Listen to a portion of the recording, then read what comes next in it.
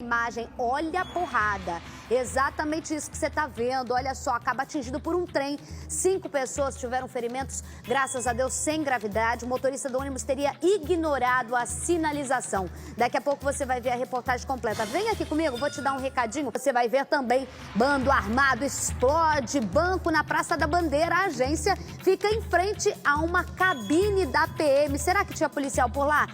Não tem, né? A gente sabe que foram desativadas, daqui a pouco a gente mostra. Será que voltou esse tipo de assalto? A gente vai te mostrar também. Flagrante de assalto na Barra. A bandidagem tem deitado e rolado na região e as câmeras de segurança flagram. São em média 5 assaltos por dia no bairro. Você tá vendo aí a ação dos criminosos? Daqui a pouco a gente vai ter outras imagens aí, ó. O cara andando. O que é isso, minha gente? É esse daí? O que vai assaltar? Daqui a pouco você vai entender todas essas imagens na reportagem completa. Informação aqui, ó. Polícia Rodoviária Federal apreende 9 fuzis que seriam entregues na Rocinha. As armas estavam no fundo falso de um carro. Ao ser parado, o motorista tentou disfarçar e chegou a pedir para tirar selfie com os policiais, achando que seria liberado após tietar policial. Esse povo tem uma criatividade. Eu vou para um rápido intervalo. Não saia daí que a gente volta já 11h41.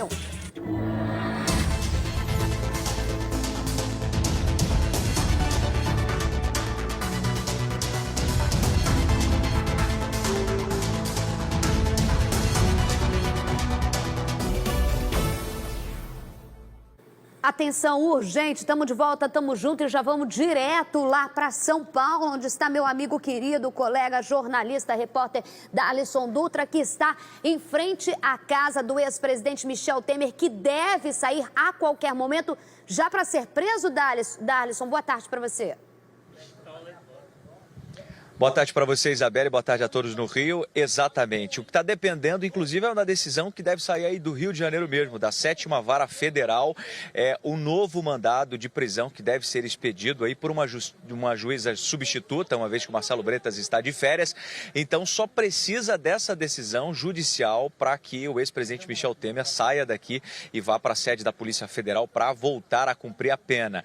É importante lembrar, né, que no dia 21 de março ele foi preso. 4 dias depois, ele foi liberado através de um habeas corpus que foi concedido pelo desembargador relator Antônio Ivan Ataíde, que inclusive ontem, numa sessão que durou 8 horas, por 2 votos a 1, os desembargadores decidiram que essa liminar seria revogada. Por isso, Isabelle, é uma movimentação muito grande de jornalistas aqui em frente à casa do ex-presidente Michel Temer. Chegaram aqui logo cedo, por volta das 5 da manhã, alguns passaram uma madrugada, uma vez que essa decisão aconteceu ontem à noite. E o ex-presidente Michel Temer disse aos jornalistas aqui em frente à casa dele que decisão da justiça se cumpre, embora ele não concorde do ponto de vista jurídico, e que ele vai sim se entregar. Foi um pedido dos advogados para que não acontecesse o que houve no dia 21 de março, em que ele foi preso pelos policiais federais. A gente segue acompanhando aqui, Isabelle,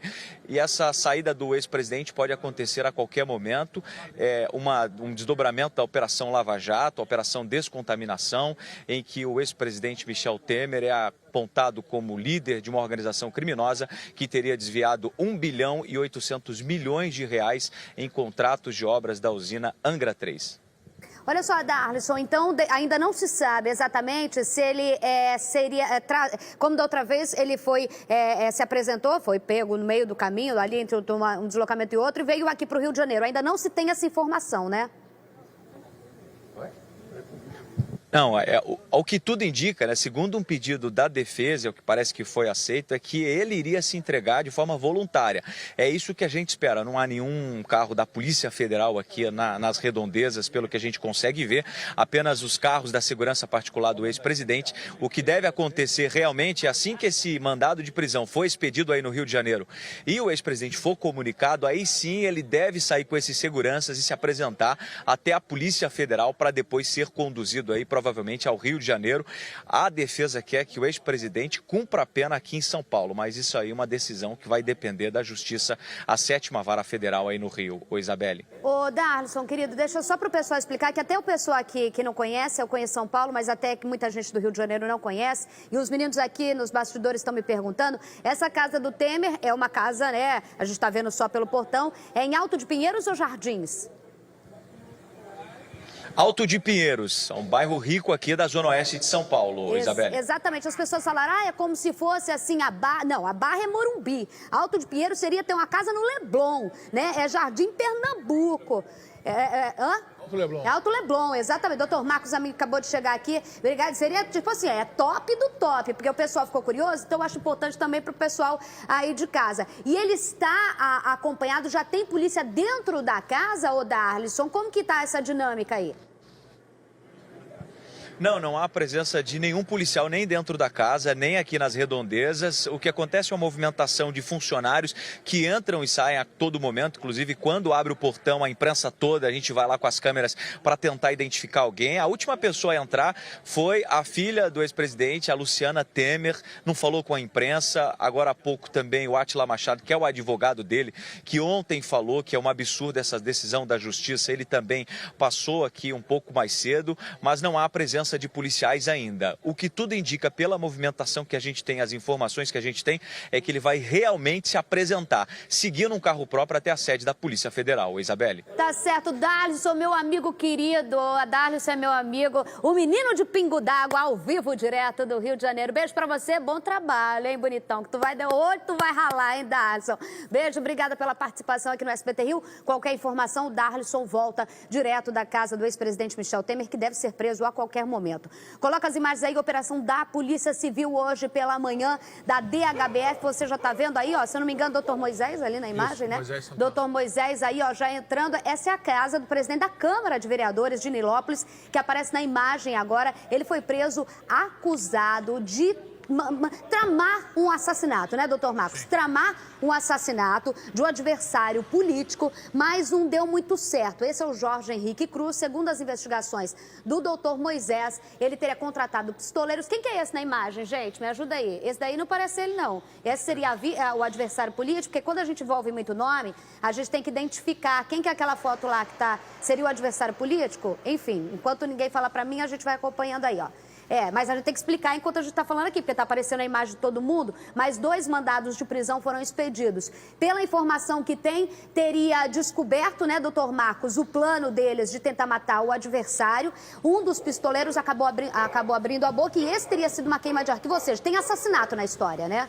Sim, exatamente. Boa tarde, Isabelle, boa tarde a todos, até porque para estar a cargo da Delegacia de Homicídio da Baixada Fluminense, houve uma morte no meio dessa tramóia toda, né? O presidente da Câmara de Vereadores de Nilópolis é acusado de ser um dos autores intelectuais, ou seja, quem planejou a morte e quem contratou os executores para poder eliminar esse seu adversário político. Olha só, essa foto, segundo estão me falando, seria do pistoleiro? Esse daí seria o pistoleiro?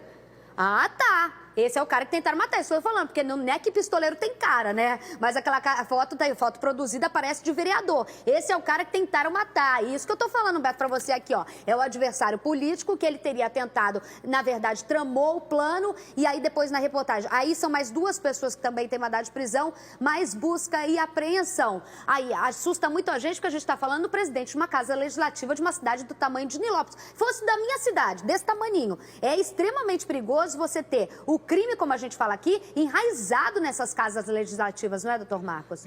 Exatamente, Isabelle. Não só o crime, mas esse tipo de crime. Esse tipo de crime, exatamente. Crime de sangue, né, Isabelle? De execução, né, de tramóia para matar. Enfim, infelizmente, ali na Baixada, assim como todo Brasil, né, principalmente no Rio de Janeiro, mas mais ainda na Baixada Fluminense. Na Baixada mais ainda, né? Há ainda essa cultura faroeste, essa cultura do tiro, não só em relação a embates políticos, mas qualquer outro tipo de entreveiro, né, profissional, amoroso, qualquer coisa se resolve na bala e não é, né, a época, não estamos mais vivendo uma época de faroeste e é impossível a gente conviver com esse tipo de ação. Agora, doutor Marcos, uma coisa é a gente falar esse tipo de ação, principalmente na Baixada, e saber que não é só a ponta de alguém ter vontade de matar alguém e tramar. É você ter grupos profissionais, escritórios do crime, como se falou muito ultimamente, escritórios do crime, pessoas que trabalham, se organizam e oferecem serviços para executar outras pessoas. Sim, Isabelle, isso é uma prática já antiga na sociedade, né? Matadores de aluguel, pessoas que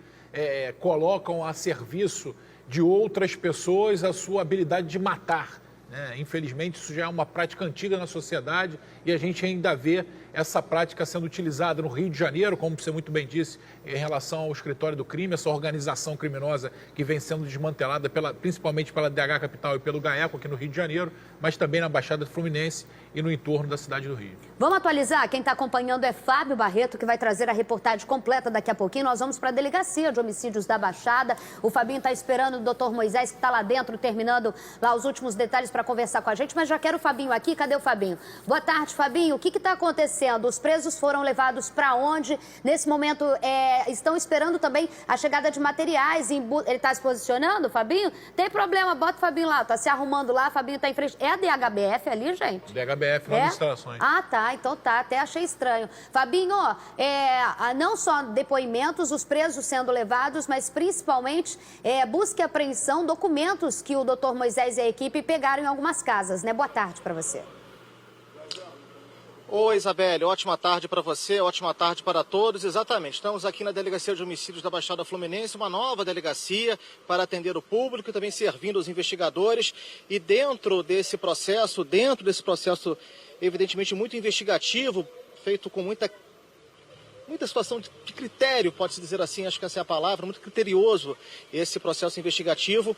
A polícia exatamente aguarda a chegada de alguns outros materiais que foram recolhidos na casa dos acusados, nos lugares onde foram expedidos os mandados, para que possa se fazer um trabalho ainda maior e, consequentemente, indiciar e fundamentar ainda mais a prisão do presidente da Câmara de Nilópolis. Estamos aguardando, inclusive, a presença do delegado para que ele possa descer e dar entrevista para a gente, para falar mais detalhes a respeito desse dia que concluiu uma prisão importante investigando esse caso de homicídio. Isabelle. Só, doutor Marcos, a gente sabe do trabalho que não acaba, pelo contrário, né? Muitas vezes num trabalho de investigação, após as prisões é que começam os trabalhos efetivos para levantamento de prova do inquérito para sustentar as prisões desses caras, né? Exatamente, Isabelle. Essas prisões e os mandados de busca e apreensão servem justamente para isso. São medidas cautelares que servem para segurar a prova, né? Proteger a prova. Então, nesse cumprimento de mandados de prisão e de busca e apreensão, geralmente vem bastante elementos que servem não só para o inquérito, mas também para a propositura da denúncia por parte do Ministério Público. E você vai ver agora a reportagem que hoje pela manhã o presidente da Câmara de Nilópolis foi surpreendido pela equipe da Polícia Civil. Veja. Um dos endereços é esta casa, no bairro Olinda, em Nilópolis, na Baixada Fluminense. O principal alvo foi encontrado. O presidente da Câmara de Vereadores de Nilópolis estava em casa. Jorge Henrique da Costa Nunes, conhecido como Dedinho, foi preso. Segundo a polícia, Jorge Henrique pagou R$200 mil para executar um político de Nilópolis. As investigações começaram no ano passado. Policiais da Delegacia de Roubos e Furtos de Automóveis encontraram um caderno no Complexo da Penha, na zona norte do Rio. Nele, havia um plano para executar Roberto de Barros, que é um vereador e também policial civil. Roberto de Barros tinha um processo judicial contra o presidente da Câmara de Nilópolis. O dinheiro foi pago para matadores de aluguel, entre eles Fernando Saboia. Mas o executor não aceitou matar a vítima e acabou sendo morto. Através das investigações, verificamos que o Ronaldo havia sido contratado pelo presidente da Câmara, pelo valor de R$200 mil, para executar o Betinho. E teria contratado uma pessoa chamada Fernando, e o Fernando terceirizou ainda esse serviço para uma outra pessoa que acabou revelando o plano para o próprio Betinho, e o Fernando que acabou sendo executado. A ação teve como objetivo cumprir 3 mandados de prisão e 3 de busca e apreensão. Os agentes seguiram para vários pontos do Rio de Janeiro. Em Duque de Caxias, também na Baixada Fluminense, ninguém foi encontrado. Os policiais também foram ao gabinete do presidente da Câmara para cumprir os mandados de busca e apreensão. Ele é candidato, logicamente, a prefeito de Nilópolis, né?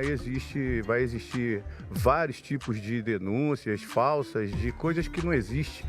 E pode vasculhar a vida dele todos no município. Se você chegar em cada casa dentro do município, vai saber quem é o vereador Dedinho. Jamais, nunca, nem uma barata, nem uma formiga ele tem coragem de matar. A operação, batizada como Dedo Podre, não se refere apenas à quadrilha. Basta olhar para a frente da Câmara de Vereadores de Nilópolis para constatar o descaso. Há lixo por toda parte. A situação aqui fora reflete bem o que acontece lá dentro. Olha só, gente, tenta amedrontar, mas a gente não, não fica de boca fechada, né? Boca fechada não morre nunca, né? Agora, as pessoas matam, né? A gente precisa falar disso. E a gente vê legislativo, executivo, na última eleição, em que se falou de praticar uma nova política, de novas pessoas, de renovação, mas algumas práticas me deixam assustadas. Algumas práticas da velha política, ou em sua mordomia, isso tudo aparece, não vai embora. Principalmente esse tipo... Como você falou, doutor Marcos, não é faroeste, você falou outra coisa agora aqui, mas é tipo... Bang bang? A professora Bruna Soalheiro está aqui, doutor Marcos falou uma outra palavra que cabe melhor no que eu vou falar, mas é justamente essa prática política de o adversário não ser debatido com ideia, com argumento, com política, e sim na bala, o que a gente estava falando aqui, principalmente na Baixada Fluminense. Essa investigação mostra isso, né? Ninguém aqui está acusando nada, mas mostra que uma polícia não bate na porta de ninguém sem ter uma prova, né? Pois é, daí eu acho que é a importância de fortalecimento da polícia judiciária que a gente tem, né? Que é a polícia civil, e de fortalecimento da capacidade investigativa do Estado, porque é essa parte do Estado que pode proteger os cidadãos da outra parte do Estado, digamos assim, né? Quer dizer, se você tem uma pessoa no Legislativo ou no Executivo... Que faz essa prática? Alguém tem que blindar a cidadania, né, das pessoas para que isso não prossiga, né? Agora, a gente está vendo nas imagens, e agora sim a reportagem completa explicando exatamente do Jackson Silva. Eu tinha falado do Fábio Barreto, mas foi o Jackson Silva que acompanhou. Só para as pessoas entenderem, doutor Marcos, a defesa, óbvio que todo mundo vai ter a defesa e tem que ter a defesa, e as pessoas têm que falar. Mas aí já tem o argumento de sempre, óbvio, a pessoa vai se defender, mas só para explicar, um policial, uma equipe, o doutor Moisés, não chega na porta de alguém para prender e averiguar. Se ele vai até lá e o juiz expedir um mandado de prisão, é porque ele tem provas que acabou convencendo o próprio juiz disso, né? Isabelle, há uma diferença entre juízo de culpa e a medida cautelar. Como eu disse aqui anteriormente, a medida cautelar serve para resguardar a investigação e futuramente o processo. Não resguardar a aplicação da lei, resguardar a jurisdição. Isso não quer dizer que quem seja paciente, né, quem seja desfavorecido com a medida cautelar, já é culpado. O preso, no caso. O preso. Uhum. Você pode nem ser indiciado e ser preso temporariamente, por exemplo. Você pode nem ter cometido aquele crime, mas ser preso preventivamente por ameaçar testemunhas de um outro crime. Então, Isabelle, a gente precisa ter cautela, sim, em relação a determinadas coisas, mas isso não quer dizer que não possa haver um vereador ou um presidente de Câmara que mande matar alguém. Ele não mata ninguém, isso é conversa fiada. Ele tanto não mata ninguém que ele mandou matar. Se ele tivesse peito para matar alguém, ele pegava a arma e ia lá e matava. Ele não tem peito para matar, tanto que contratou alguém. Isso é óbvio. 200 mil, 200 mil, gente. Exatamente. Então, vem tentando argumentar ou justificar ou até mesmo coagir determinadas pessoas para que não passe a mensagem ou não passe pateta. Isso que você é. Você é um pateta. Sabe o pateta da Disney? Aquele pateta. Você é um pateta, né? Você acha que amedronta alguém tentando mandar recado indireto. O senhor é um pateta. Isso que o senhor é. Pateta. Sabe o que é pateta? Pateta, aquele cachorro que fala da Disney. É isso que o senhor é um pateta. Agora, a gente está falando de gente que a gente já começa a imaginar, não seria a primeira vez, né, gente? A gente está falando da Baixada. Vocês falam sempre o índice aqui. Na última eleição foram mais de 20 crimes investigados em relação à morte política, essa disputa política, né? Então, não, na época, acho que da vereança, da eleição da última municipal. Municipal, foram, acho que 12 ou 13 mortes, só que 11 delas estavam envolvidas com milícias. Sim. Com disputas, por exemplo, de furto de combustível.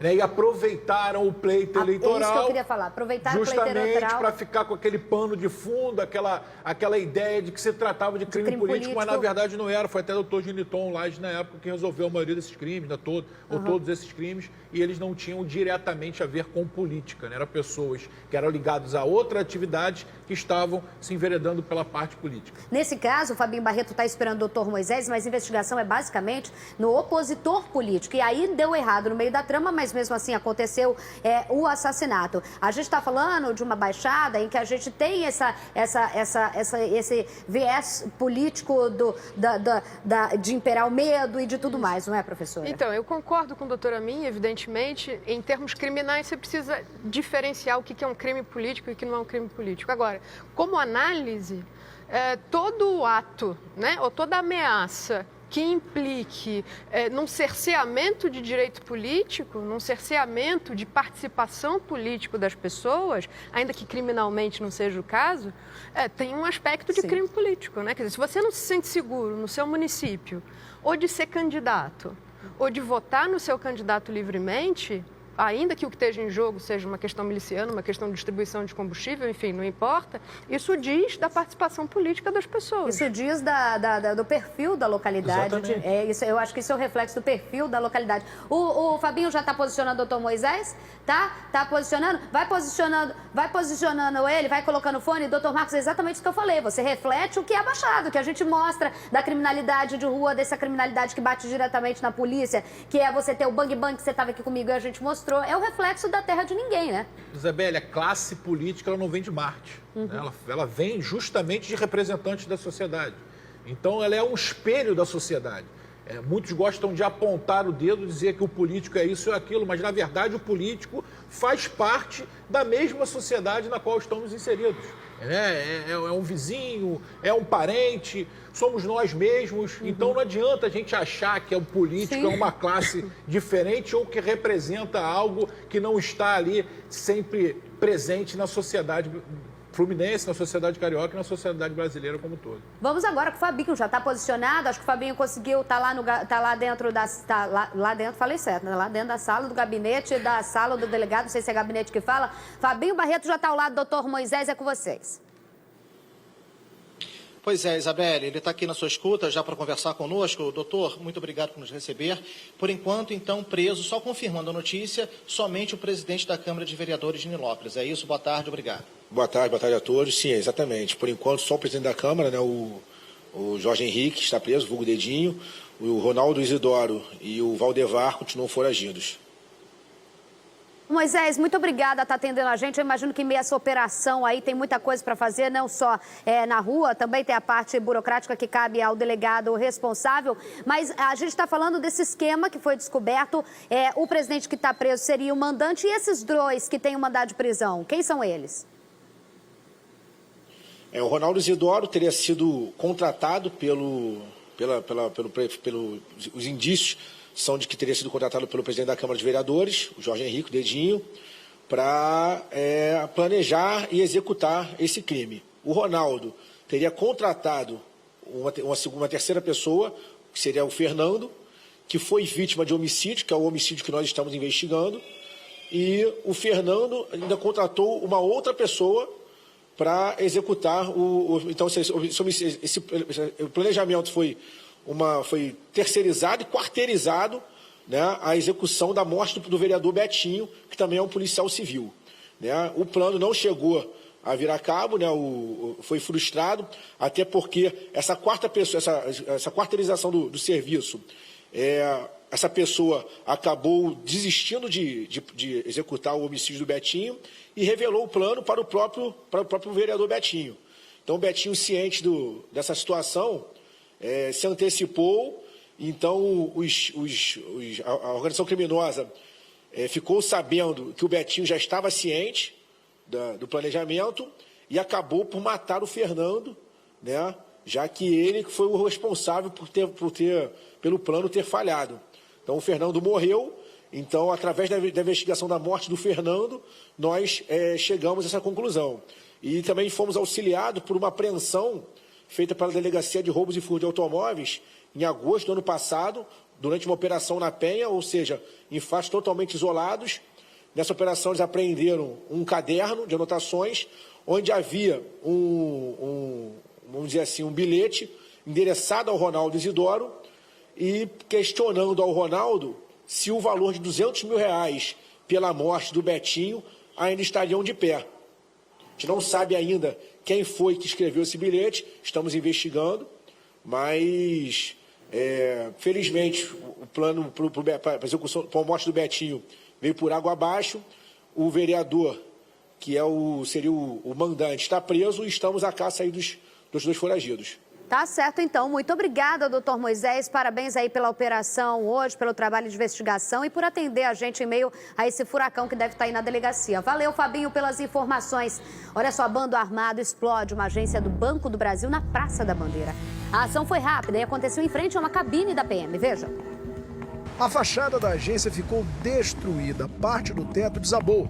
Do lado de dentro, mais danos. A área foi isolada ainda de madrugada. Peritos da Polícia Civil já estiveram no local em busca de imagens de câmeras de segurança e outras pistas que levem aos criminosos. Testemunhas contaram que tudo aconteceu por volta das 3h30 da manhã. Um grupo grande de bandidos chegou em 2 carros aqui pela rua Marise Barros, na altura da Praça da Bandeira. Eles interditaram esse trecho da via aqui em frente ao banco com os veículos e logo em seguida se dirigiram à agência do Banco do Brasil. Arrombaram o portão principal e foram direto para a área dos caixas eletrônicos. Posicionaram os explosivos nos caixas eletrônicos. E aí, os vizinhos aqui da localidade ouviram pelo menos 2 fortes explosões. Logo em seguida, os criminosos fugiram levando dinheiro dos caixas. A quantia ainda não foi divulgada pela polícia. Agora, um detalhe chama atenção, minha amiga Isabelle Benito. Tudo isso aconteceu bem em frente a uma cabine da Polícia Militar, que, segundo relatos de moradores, estava vazia no momento do assalto. É a 3ª vez em menos de um ano que uma agência bancária é alvo de bandidos durante a madrugada na rua Marise Barros. Em outubro passado, este outro Banco do Brasil foi invadido por ladrões que também usaram explosivos para roubar o dinheiro dos caixas eletrônicos. Menos de um mês depois, em novembro, a ação criminosa aconteceu nesta agência do Bradesco. O assalto chegou inclusive a ser filmado por vizinhos.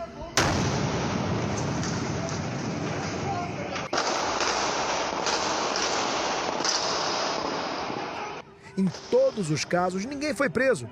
Durante a manhã, a agência do Banco do Brasil ficou fechada ao público. Doutor Marcos, a gente tinha parado de ver esse tipo de ação, agora voltou, né? Parece... Antes era uma época, daí teve a equipe do doutor Wilton que prendeu, depois a gente voltou a ter um ou outro, que a gente falou, tem gente se especializando de novo. Agora, essa agência, a imagem eu fico sempre muito chocada, porque não é qualquer um, acho que nem você, que tem mais costume, consegue entrar e sair ileso de uma explosão diante das imagens que a gente vê. O cara tem que treinar com explosivo, Isabelle, houve uma pulverização desse tipo de ação. Como assim? Explica melhor. Antes era um pessoal mais especializado. Ixi, aí tinha fica... um conhecimento melhor aí eu fico com medo. desse tipo de ação, né? Vinham de outros estados, mas aí o pessoal achou legal, né? Aí os bunda rachada, como você gosta de dizer, entrou? Acharam que podia haver um nicho, né, criminoso. De atuação. Até abrir um nicho empresarial do crime. A ser explorado. Só que o que acontece, Isabelle, geralmente nessas ações, nas últimas delas, por ser realizada por pessoas que não têm a expertise, não leva dinheiro, não têm o conhecimento específico, não leva o dinheiro, danifica o dinheiro. Né? Então, essas ações, muitas das vezes, a maioria dessas últimas, eu estava conversando, inclusive com o doutor Gabriel Ferrando, à época, na DRF também, com o doutor Alexandre Herdi, agora que está na DRF, muitos desses assaltos não gera sequer, só gera prejuízo para a agência. O cara vai lá, se arrisca, mas não chamusca nem o bandido, porque eu fico chocada com isso. Não gera prejuízo. Ele mete o pé antes, né? Fica distante. Mas não gera nem o prejuízo de dinheiro, né? Só o físico, o prédio físico ali da agência. E o medo dos moradores, né? Porque se acordar e vem embaixo da tua casa uma explosão, perigo, né? É um risco, né? É o perigo, quem está passando na hora, enfim. É muito perigoso esse tipo de ação. Geralmente eles vão até o local fortemente armados. Pronto para tocar tiro, que já aconteceu. Exatamente, né? Eles não vão, porque eles vão fazer um furto.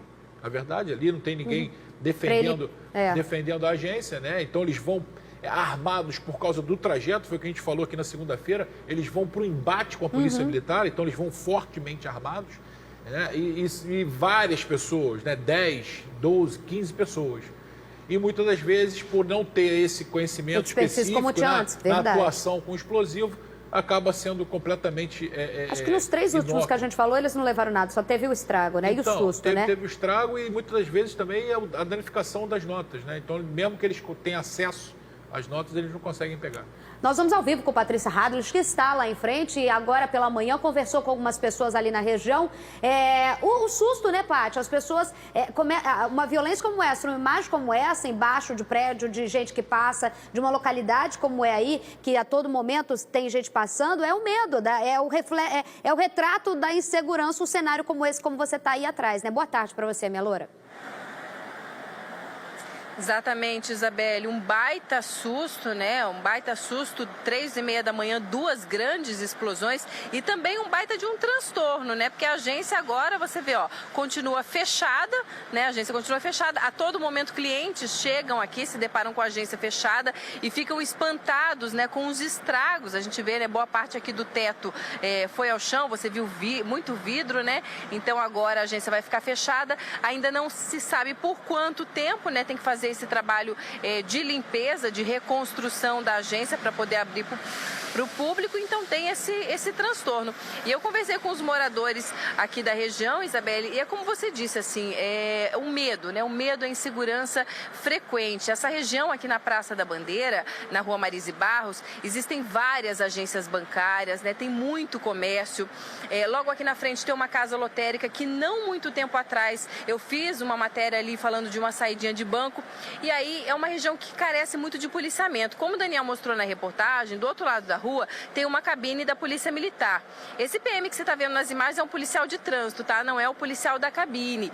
E aí os moradores e comerciantes aqui, eu ouvi as duas versões. Algumas pessoas disseram, não, de vez em quando tem policial na cabine. Outras pessoas disseram, olha, nunca tem policial na cabine. Agora, se tem ou se não tem, o policiamento aqui precisa de um reforço maior, né? O policiamento precisa de um reforço maior. É uma região importante, uma região bastante movimentada e a população está com medo. A Polícia Civil esteve aqui, Isabelle, na agência, fazendo o trabalho de perícia, recolhendo as imagens, né, das câmeras de segurança para tentar identificar as pessoas que cometeram, né, que fizeram essa explosão aqui na agência, até para saber exatamente isso que vocês falaram, se é alguma quadrilha especializada ou são bandidos que estão entrando agora, né, nesse ramo. Então requer aí muita atenção das autoridades, minha amiga. Tá certo, Paty. Muito obrigada pelas informações. Olha só, você imagina a explosão. Foram 2 que a Paty falou. Não imagina o susto, né? Bandido cara de pau pede selfie aos policiais rodoviários. Gente do céu, é muita cara de pau. E se diz fã, mas acaba preso. O falso admirador levava escondido no carro 9 fuzis. Veja na reportagem. Pinta de galã. Selfie na Polícia Rodoviária Federal, na rodovia Rio Santos, altura de Paraty. Um criminoso que fez de tudo para disfarçar o que estava fazendo de errado. Tirar selfie para parecer bonito nas redes sociais, todo mundo faz. Mas os interesses de Jonathan eram outros. Ele queria era enganar os agentes. E acredite, ele pediu para tirar uma foto com os policiais. Disse que era fã dos agentes. Segundo a PRF, o carro dele já estava sendo monitorado. Quando os agentes disseram que iam vistoriar o carro, Jonathan entrou em desespero. Disse que ia perder o dia de trabalho e ainda mostrou um crachá de uma empresa de telefonia. Em fundo falso no veículo, a polícia encontrou 9 fuzis desmontados que seriam entregues na comunidade da Rocinha, na Zona Sul. As armas eram modelo AK-47 e calibre 7,62. Foram encontrados também carregadores. Jonathan foi preso pelo crime de tráfico de armas. O caso foi encaminhado para a Polícia Federal. Agora, o criminoso da selfie está aparecendo em fotos e vídeos só assim, algemado. Ju, maravilhosa, Jucimara. Pinta de galã, mas você for a pinta, né? Porque galã não tem nada. Agora eu vou te contar, a cara de pau tem muita, né? O cara tá com 9 fuzis dentro do carro. A polícia dá o bote, não foi na sorte, né, doutor Marco? O cara vai falar assim, acho que esse carro tem fuzilzinho, né? Vamos dar uma parada? Vai que tem, né? 9 fuzil, não. O cara para e fala, não, vou tirar uma selfie aqui com vocês, porque eu sou fã. Eu imagino a lorota do cara, porque esse cara bem... Eu vou tirar uma selfiezinha com você. Imagina só, então tá, doutor Marcos, vou tirar uma selfie com você, deixa passar meu carro. É muito cara de pau, né? 9 fuzis, doutor Marcos. É por isso que chega arma de grande porte aqui no Rio de Janeiro, né? Exatamente, Isabelle. Esse tipo de ação é muito pulverizada também, né? Não há um grande capo, não há um grande chefão de distribuição de armas e drogas como povoa o pensamento do leigo, né? O leigo acha que é muito simples. Por que entrar em favela? A gente é só investigar e achando que tráfico de armas e drogas se resume a um grande chefão, um Pablo Escobar da vida. Nem Pablo Escobar dominava, a época dele, o tráfico de cocaína na Colômbia, né? Nem na América Latina e muito menos no mundo. Imagina nem agora, que ainda é uma realidade diferente. Nem na Colômbia ele dominava. Você imagina agora, então, em 2019. Você imagina agora, em 2019. Infelizmente, esse tipo de ação, você percebe que a pulverização mesmo, né? O tamanho da ramificação e a forma com a qual esses fuzis e drogas entram também, aqui, né? Entram no estado do Rio de Janeiro e principalmente na cidade do Rio de Janeiro.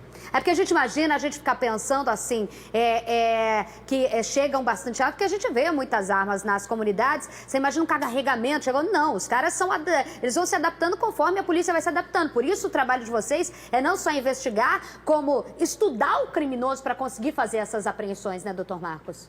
Isabelle, o principal ponto aqui no Rio de Janeiro para você fazer um combate efetivo a drogas e armas vai muito de encontro ao que as pessoas acham. Aqui no Rio de Janeiro, por exemplo, em relação a armas especificamente, que é a minha especialidade atualmente, eu estou na delegacia que é especializada na repressão desse tipo de material. Aqui no Rio de Janeiro nós temos um diferencial em relação a São Paulo, por exemplo. Eu gosto de citar São Paulo, né? O tráfico de drogas e a organização criminosa, o crime organizado em São Paulo tem menos poder aquisitivo do que o do Rio de Janeiro? Não. Com certeza não. Tem até mais. Exatamente. O maior PIB do Brasil está em São Paulo. Exatamente. Então, a criminalidade também fatura muito mais em São Paulo. E por que tem mais fuzis no Rio de Janeiro do que em São Paulo? Porque aqui nós temos uma coisa chamada disputa de território. Facções diferentes. Nós temos 3 facções que se digladiam, né? 3 facções que têm força, que se digladiam por território. Nós temos miliciais, não é milícia. Nós temos vários grupos milicianos que também disputam esse território. Então nós temos toda uma realidade aqui do Rio de Janeiro que faz com que nós tenhamos uma demanda muito grande de armas. Então não adianta eu, por exemplo, só combater. Óbvio que tem que combater a quem fornece a arma e quem faz o transporte, o intermediário dessa arma. É óbvio que eu tenho que combater. Mas se eu não combater a demanda, aquele cara que fornece a arma que foi preso, vai ter mais 300 que fornecem arma igual a ele. É o faroeste, né? E esse armamento, bota o Caio aí, cadê o Caio? Tá lá na Rocinha já? Tá posicionado? O Caio Alex tá lá na Rocinha. Pra onde iria esse carregamento que a gente tá falando? Esse, né? São 9 fuzis, né? Que iriam aí pra Rocinha, que recentemente a gente viu que voltou a ferver o panelão, não é, Caio?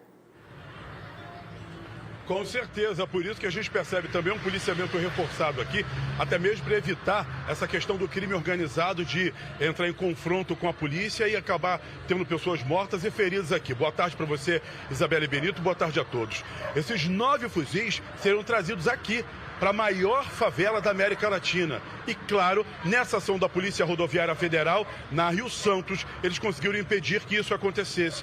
A pergunta que vem nesse momento é quantos carregamentos esse homem ou outros já devem ter passado por ali para abastecer as favelas do Rio de Janeiro, tal poder de fogo que a gente percebe que tem esses criminosos aqui no Rio. Por muita sorte hoje, tá, Isabela? A gente conversava com o pessoal aqui, não teve tiros, a favela está funcionando de forma, graças a Deus, tranquila, comércio aberto, tem um certo policiamento aqui, depois daquele tiroteio que houve aqui essa semana, onde um mototaxista acabou ferido, mas essa questão, né, de armas que vem chegando para essas comunidades é algo muito preocupante. E se isso não for cessado, infelizmente, a gente só vai ver o crescimento da violência. Agora, Isabelle Benito, você que é a diva do Instagram, a diva das redes sociais, eu te pergunto, será que eu posso tirar uma selfie com você? Você com esses seus cílios novos alongados, com aquele sapato da Vaninha de ontem, com aquela bola preta, sabe? Aquele negócio bem esquisito. E toda trabalhada com esse cabelo de diva, a gente pode tirar uma selfie pra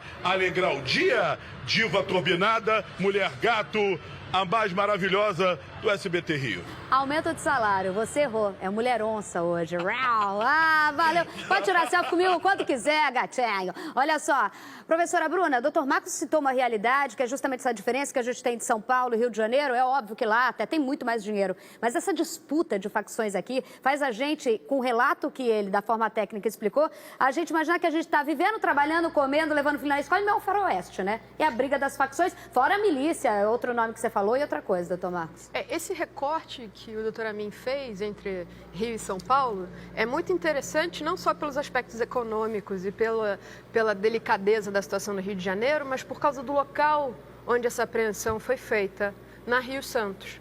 Então, como leiga, como o doutor Amin falou, eu fico imaginando se uma interação entre a Polícia Rodoviária Federal, a Polícia Civil e a Polícia Militar, nos eixos de chegada na cidade e no estado do Rio de Janeiro, nessas ligações entre o PIB grande e o PIB mais modesto, mas mais cruel a violência nesse sentido, não ajudaria... Mas eu acho que ultimamente, pelo que a gente está vendo aqui, é o que está acontecendo. Ultimamente, eu vou falar isso que você está falando, é o que está acontecendo. Eu, em 6 anos de SBT Rio, eu nunca dei tanta apreensão numa sinergia de forças como eu estou vendo agora. Exatamente. E vou falar para você, isso acontece...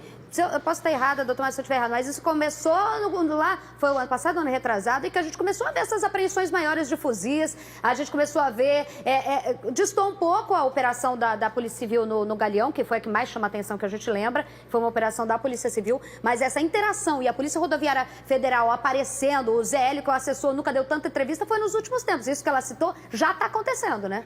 Então, Isabela, essa prática de integração. Ela sempre foi política de segurança aqui no Rio de Janeiro. Foi abandonada ali por volta de 2010 porque achávamos que estávamos autossuficientes. Ah, sim.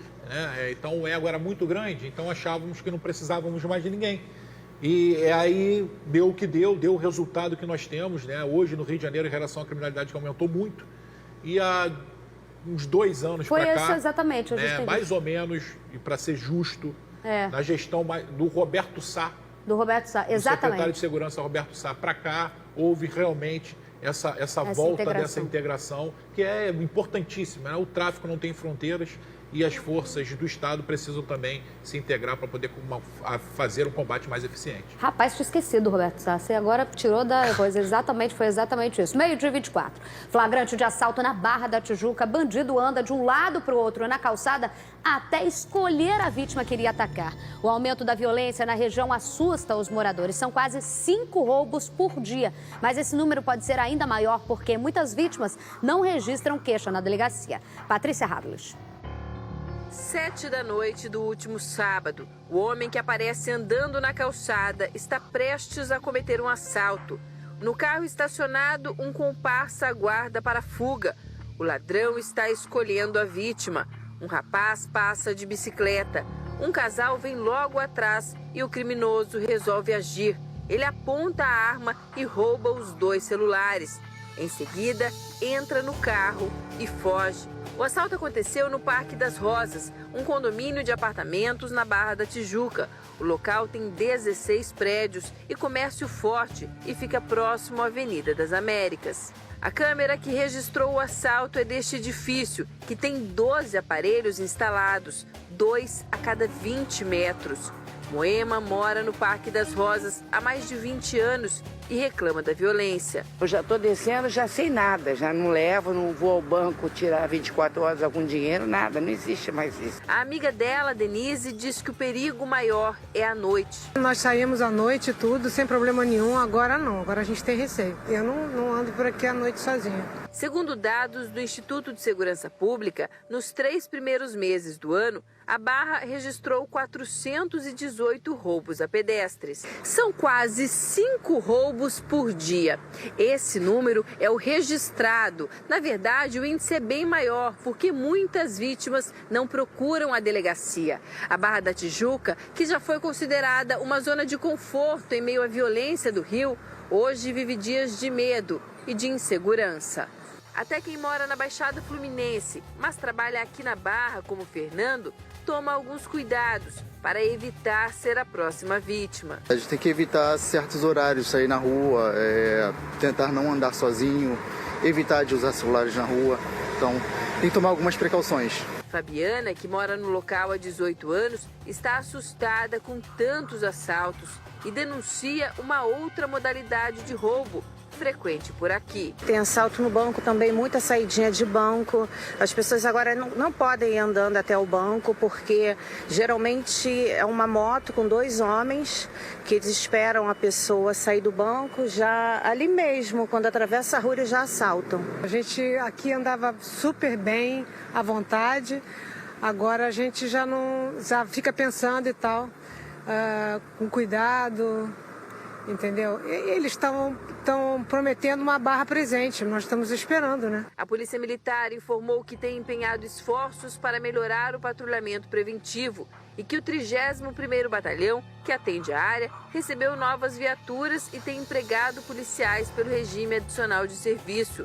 Enquanto o resultado da ação policial não é sentido nas ruas, o cidadão desabafa. É sempre bem difícil, fica restrito, né?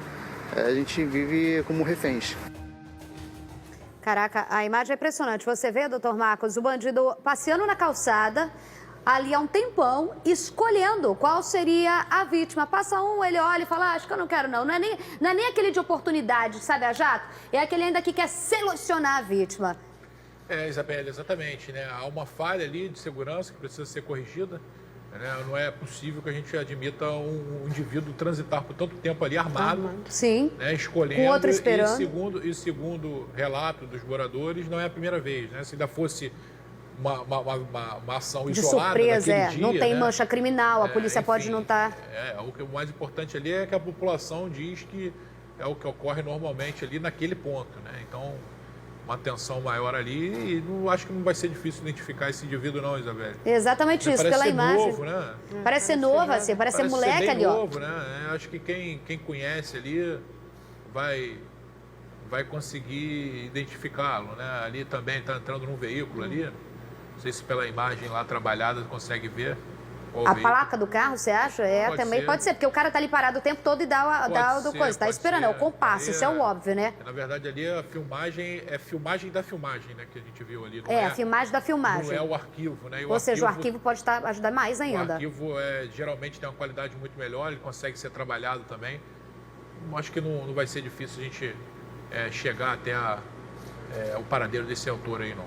Olha só, a gente está vendo aí, ó, pelo que a gente viu ali, eu conheço a região da Barra, a Patrícia gravou ali no Rosas, que é o coração da Barra, e que você, quando eu mudei para o Rio, eu morei ali muito perto, e que você andava à noite, passeava com o cachorro no canal de Marapendi ali até 11 horas da noite, todo mundo perguntava, pô, no Rio conseguia fazer isso. Pelo jeito não dá mais, a gente está falando de 10 anos para cá. Nada é tão mais democrático no Rio de Janeiro do que praia e ser assaltado, não é, professora? Então, isso é o que eu queria chamar a atenção, né, que é o entendimento mais solidário da segurança pública, e aí, nesse caso específico, não estou falando de solidariedade, antes que me acusem, não estou falando de solidariedade com o rapaz que está cometendo o crime, não é nada disso. Com o bandido. Mas é preciso que a gente atente para o fato de que, como é que veio o jornal, né? Então, vem o problema de Ninópolis, a participação política na Baixada Fluminense, a chegada do armamento via Rio-São Paulo, né? São Paulo-Rio.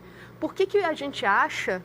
Por que a gente tem ilusão que a gente vai ter bolsões de segurança na cidade se toda a segurança pública está Não existem ilhas, não existem ilhas. E aí, nesse caso, não significa colocar mais ou menos policiamento num condomínio da Barra da Tijuca, né? É um entendimento do Rio de Janeiro como um todo. Alô, 31º Batalhão, então aí, ó, pelo que reclamaram, foi também uma falha de prevenção, porque daí a gente vai falar, muita gente não registra, mas a mancha criminal são 5 por dia, e você tem também a reclamação, como você disse, de pessoas falando que assalto acontece ali todos os dias. Na meio-dia 31, um acidente grave entre trem e ônibus deixa 5 feridos em Marechal Hermes. As imagens são impressionantes e o Caio Alex conta pra gente. Rodou. As imagens da câmera de segurança mostram um ônibus passando pela rua Aurélio Valporto, seguindo para passar pelo cruzamento com a linha férrea em Marechal Hermes, às 11h30 da noite. Aí acontece o impacto com o trem de serviços da Supervia. O coletivo chega a ser arrastado. Preste atenção que o sinal sonoro de alerta para que veículos não passem pela via férrea também estava acionado. Isso indica que o motorista pode ter desrespeitado a sinalização e avançado irregularmente. O ônibus fazia a linha 669, Pavuna-Meyer. É da empresa Vila Real e pertence ao consórcio Internorte. O motorista e 3 passageiros foram socorridos e levados para o Hospital Getúlio Vargas, na Penha. Uma outra vítima também foi socorrida e levada para a UPA de Ricardo de Albuquerque. Todos foram medicados e liberados na madrugada. Os feridos contaram como tudo aconteceu.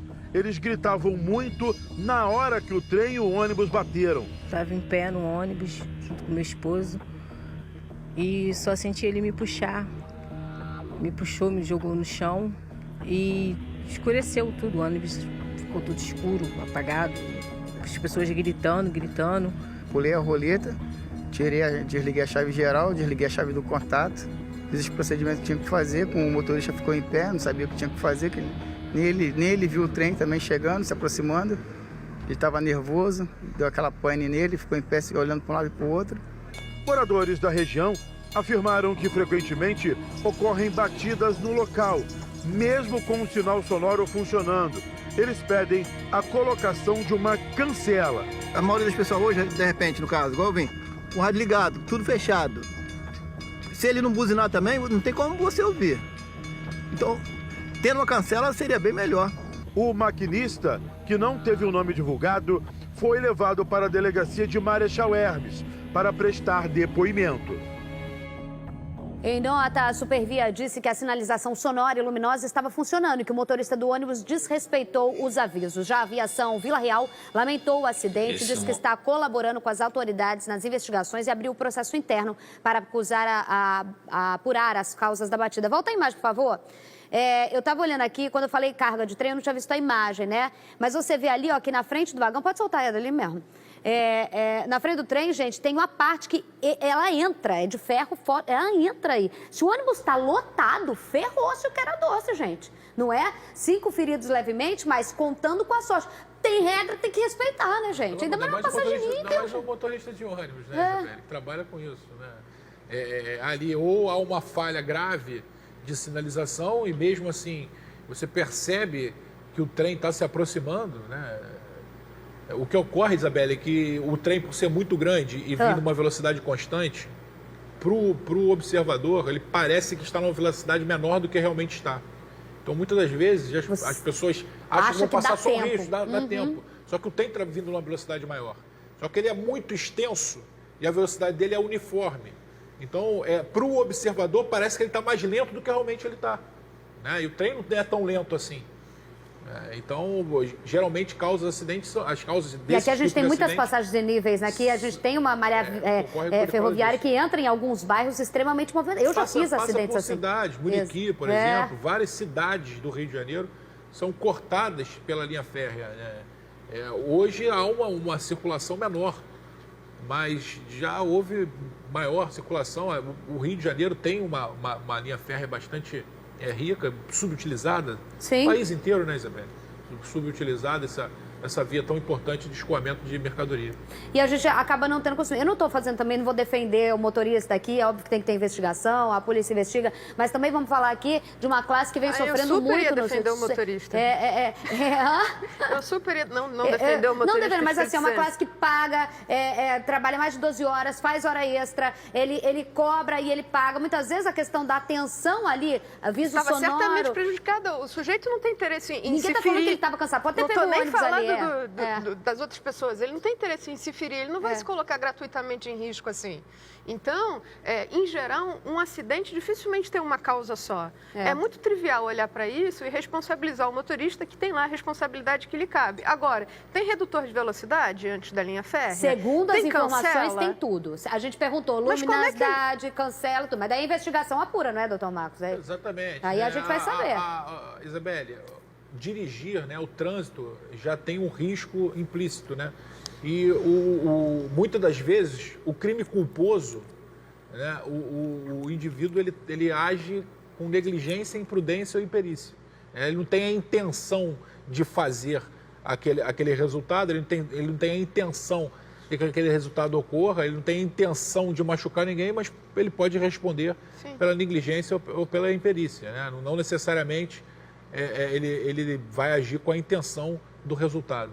12h37, olha só, o Ministério Público entrou com uma ação de improbidade administrativa contra o ex-prefeito Eduardo Paes e o empresário Arthur Menezes, mais conhecido como Rei Arthur. Veja na reportagem.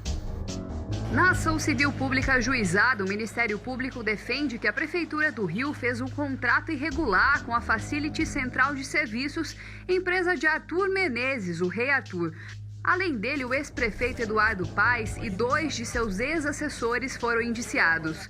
Segundo o Ministério Público, a Prefeitura não comprovou o motivo do vínculo sem licitação, já que não havia necessidade emergencial. Em dezembro de 2010, a Facility foi contratada por R$ 5.200.000 para a manutenção do Centro de Operações Rio.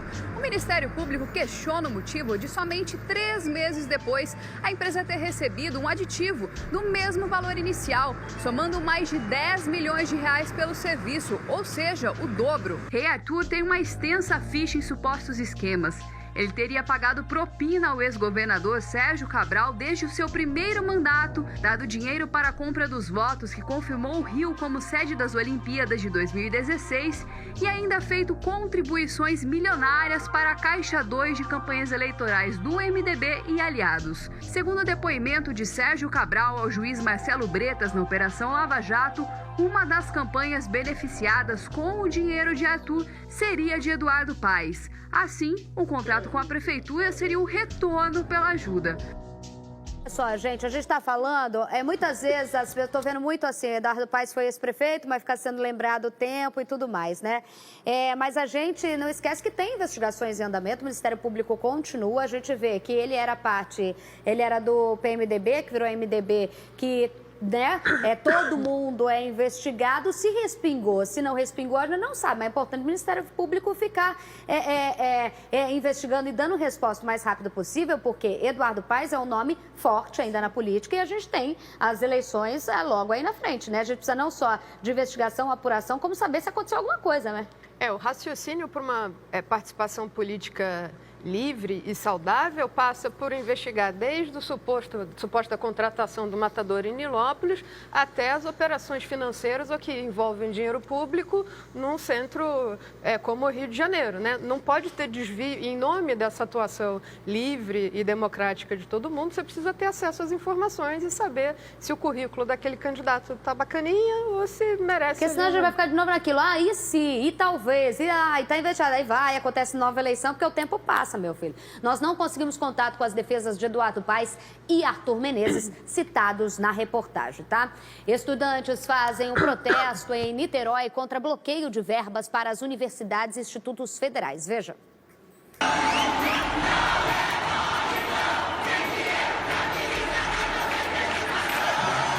Mais de 10 mil pessoas tomaram as ruas do centro de Niterói. A grande maioria eram estudantes universitários, professores, servidores e alunos de escolas públicas. Marcada pelas redes sociais, a manifestação começou no campus Gragoatá da UF e seguiu até a Estação das Barcas. O protesto aconteceu por causa do bloqueio no orçamento das instituições de ensino federais anunciado pelo Ministério da Educação. A UF é a maior universidade brasileira em número de alunos matriculados. São mais de 40 mil estudantes, mas o corte de verbas para a universidade vai ser de 30%. Ontem, professores e servidores da UFRJ fizeram uma assembleia para decidir sobre a participação da universidade na paralisação nacional da educação, que está marcada para o dia 15 de maio. De acordo com a presidente do sindicato da universidade, o ato vai ser contra a reforma da Previdência e os cortes de verba na educação pública federal. A gente já está numa situação de restrição orçamentária muito grave. Com os cortes, muitos laboratórios terão que ser fechados, bolsas terão que ser cortadas. E ontem houve mais um golpe contra a educação pública. O governo decidiu suspender as bolsas de mestrado e doutorado da CAPES. A decisão impede que novos candidatos recebam bolsas que tinham verbas já liberadas e previstas para 2019. É um movimento contra o conhecimento, não é só contra a universidade, é contra o saber. Eu vou explicar isso com um exemplo muito claro da gente, do nosso dia a dia, para mastigar bem para as pessoas, que não está em voga só a questão da universidade, da capacitação, da área da educação. Como eu vou fazer isso? Vou explicar bem para você. O Rio de Janeiro está prestes e pode ser uma das 20 cidades com surto de Zika, dengue e chikungunya. Ah, Isabelle, o que isso tem a ver com educação, com corte de verba? Enfim, você sabe por que a chikungunya a gente tem dificuldade ainda no tratamento? A gente tem dificuldade ainda da chikungunya, essa que dá dor na articulação, você pode ficar acometido até 2 anos, idosos morrem, recém-nascidos morrem. Sabe por quê? Porque ela é algo que os médicos ainda não têm conhecimento. Ela é uma doença nova que até então não existia e não tem muita pesquisa para isso. Aí que chega o ponto, você tem uma universidade, você tem pesquisadores que pegam isso, vão estudar afinco para que daqui 10 anos a chikungunya não seja uma preocupação nossa.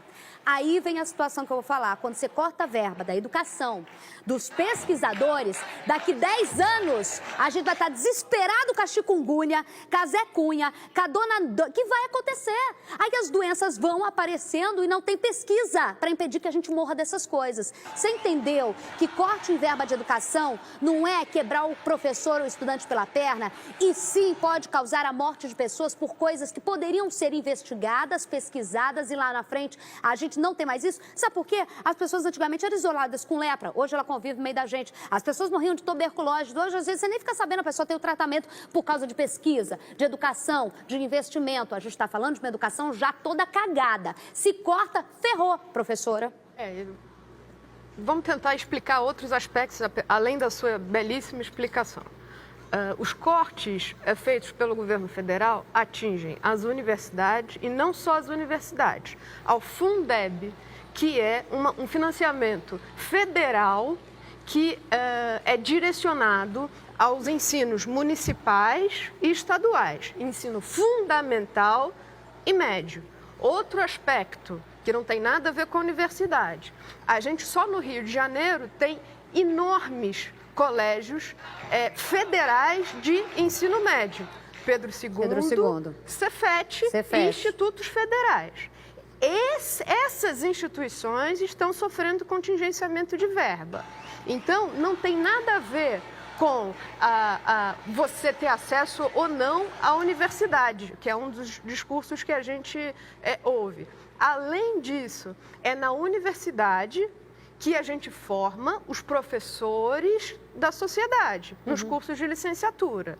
Inclusive de filosofia e sociologia, mas de história, geografia, matemática, língua portuguesa, enfim, todo o currículo que a gente tem no ensino médio fundamental. Quando você restringe o investimento em educação na universidade, você pela segunda vez, além do Fundeb, está afetando a educação de base. E você não forma pessoas para preparar as outras. E depois vai faltar professor lá na ponta. Exatamente. E que já é da educação tão massacrada, né? 12h45, mais conhecido como 15 para 1. Agora a gente já estava horrorizado com essa história. A Patrícia Hadley vai falar para a gente que não são 80 tiros, foram mais de 200. Militares atiraram mais de 200 vezes contra o carro da família que resultou na morte de 2 pessoas, do motorista e do catador que tentou ajudar um menino de 7 anos. Ô, Paty, só o tenente teria, de acordo com o laudo pericial, disparado quantas vezes? Isabelle, só o tenente, vamos dar o nome dele aqui, Ítalo da Silva Nunes Romualdo, que era o oficial que estava comandando ali a patrulha naquele momento, só ele disparou 77 vezes, 77 disparos de fuzil. Um outro militar, segundo esse laudo elaborado pelo Exército, disparou 54 vezes e outros 3 soldados dispararam 20 vezes cada um. Isabelle, lembrando que 83 tiros, né, acertaram o carro da família. A defesa dos militares que estão presos entrou com pedido de habeas corpus, né? E esse pedido de habeas corpus está sendo julgado no Superior Tribunal Militar. Ontem aconteceu esse julgamento, só que o ministro José Barroso Filho pediu vista do processo. Até esse pedido de vista, 4 4 ministros tinham votado pela soltura dos militares e apenas a ministra Maria Elizabeth Rocha votou contra essa liberdade. Inclusive, esses dados que a gente está passando aqui, esse laudo do Exército, ele foi apresentado pela ministra na defesa do voto dela pela continuidade da prisão dos militares. Ela disse ainda, segundo o laudo, que além do carro da família, esses tiros disparados pelos militares do Exército, eles atingiram outros 2 veículos, um muro, um bar e um prédio. Lembrando que o Evaldo foi atingido por 9 tiros. 3 na cabeça. E o Luciano, que foi o catador que ali tentou ajudar a família e também acabou morrendo, levou 3 tiros nas costas. A ministra classificou a ação dos militares de desmedida e irresponsável. Agora, o que é que acontece, Isabelle? Esse habeas corpus, ele vai voltar, né, a ser julgado em até 10 dias. E ainda faltam 10 ministros para votar. Até lá, pelo menos, os 9 militares continuarão presos. A gente viu aí, a gente falava de 83 tiros, mas era no carro. Essa perícia que sai agora é o trabalho que se fez depois de serem retiradas as vítimas, para saber os disparos que acertaram as outras localidades. Mas assusta a gente, você conta num laudo pericial mais de 200 tiros. Isabelle, e 3 são a troca de carregador, né? Porque a arma deles, né, o FAL, a arma padrão deles, o carregador tem 20 munições. Ou seja, o cara atirou, trocou, atirou, trocou e atirou. 3 soldados descarregaram a sua arma e o oficial e o outro integrante do Exército trocaram carregadores, né? Então, isso cai por terra na minha cabeça, posso estar errada, me corrija, de que passou o carro, eles se assustaram, atirou. Porque você tá falando assim, ó, você atira, troca, a mulher sai gritando porque já parou o carro, atira, troca e continua. Isabelle, o Exército não serve para esse tipo de ação, né? Não é treinado para isso, não tem expertise para isso, não tem experiência para isso. Muitos que estão no Exército, esses garotos de soldados, por exemplo, que têm 18 anos, 19 anos, não têm a expertise, já estão num ambiente muito hostil, que ali naquela região de Deodoro é um ambiente muito hostil. Muito hostil. Tem que, não é só quem está ali naquele local deve ser responsabilizado, não. Sim. Quem deu a ordem para estar ali. Que eles estivessem naquele local ali deve ser responsabilizado acima de tudo. Porque esse tem uma formação sólida em relação ao comando de tropa, esse tem uma formação e uma experiência já de vida bem grande para saber que isso pode dar problema. E não venha falando que há um erro. Mataram um pai de família que não tinha nada a ver com a situação. E o catador herói que foi tirar a criança de 7 anos do carro com 3 tiros. Não dá para tratar. E outra coisa, Isabelle, a gente disse isso aqui, foi copiado em outros meios de comunicação. Foi, eu vi também. Isso foi no domingo. Na sexta-feira teve um incidente parecido, mas era vagabundo. Mas era vagabundo, fugiu. É protocolo, guerreiro. Protocolo serve para isso. Né? Se houvesse uma investida, se houvesse a atenção devida àquele episódio de sexta-feira, esse pai de família estava vivo. Porque eu lembro que você falou, só para o pessoal entender, o doutor Marcos falou, olha, mas o cara estava de costas, acertou o vagabundo de costas, teria que ter tido protocolo. O cara não está na questão da sexta-feira, não sabe nem se era vagabundo. Não sabe nem se era vagabundo, exatamente. Ele simplesmente não aceitou uma ordem de parada de uma blitz, e atirou. Fingiu que ia parar. Foi verdade. Fingiu que ia parar, e quando ele fingiu que ia parar, ele saiu e retomou. E segundo a familiares, né, a gente não tem certeza, mas segundo familiares, foi porque estava sem carteira. Isabelle, que tivesse um mandado de prisão, mas isso é protocolo, o protocolo serve para isso. Não é em relação especificamente a um episódio que serve protocolo, Isabelle. Porque de repente se ele estivesse armado e tal, tá vendo? Mas você não sabia. E se fosse um pai de família? Protocolo é para isso, Isabelle. Se fosse, não foi. A Bruna está assim toda hora. É abstrato. Ele trata uma situação em abstrato justamente por isso. E que pode ser qualquer um da gente, né, professor? Eu vou aproveitar o ensejo aqui, já que estou concordando com a mim, que não é uma coisa muito comum, então vamos devagarzinho. Eu estou vendo ela assim para você. A primeira coisa que tem que enfatizar, né? Forças Armadas têm uma função e policiamento dentro do município, do estado, tem outra função, é exercido por outras instituições. Isso não quer dizer que a gente diminua o papel das Forças Armadas ou que, ao contrário, é justamente porque a gente valoriza e muito a função das Forças Armadas que a gente quer que eles atuem nos espaços que eles devem atuar e não tirar essas pessoas dessas funções e colocá-las em risco em outras funções para as quais elas não foram treinadas e não estão preparadas para isso.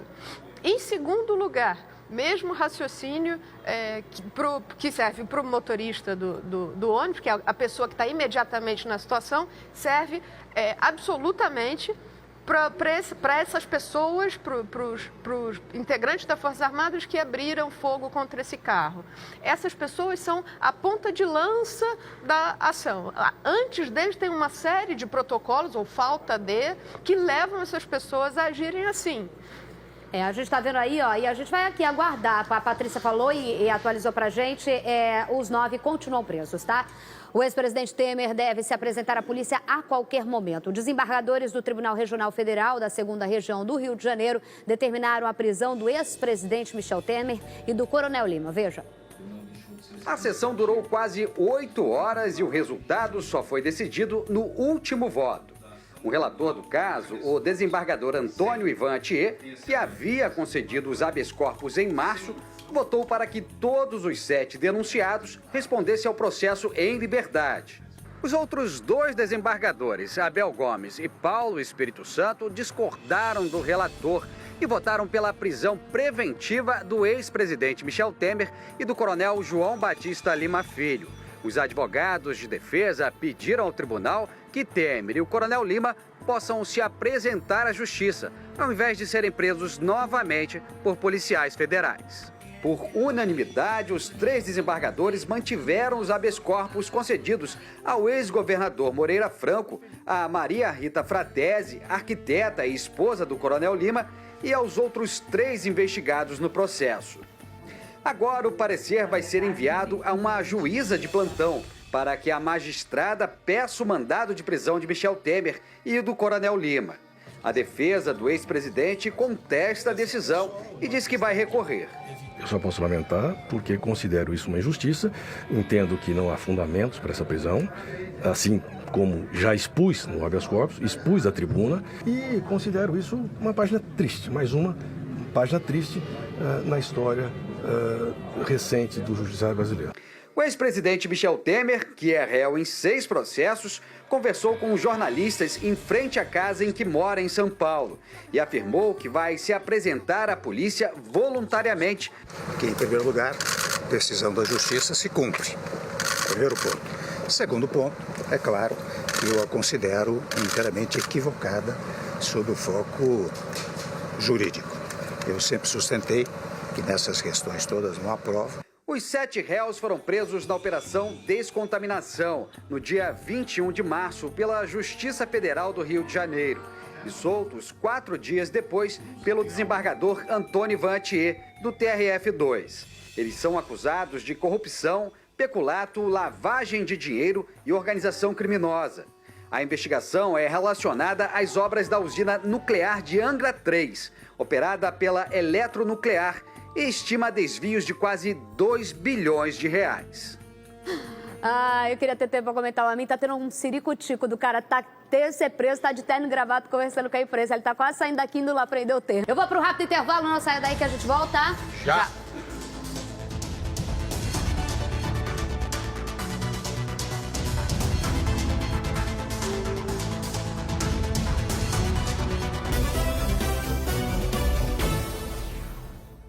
Professora, rapidamente, beijo pra quem? Beijo pro meu afilhado, Kaique, e pro irmão dele, Cauã. Doutor Marcos Amin. Beijo pro meu filho Davizinho, que foi feliz ontem, né? O pessoal tá comemorando, parece até título de Libertadores.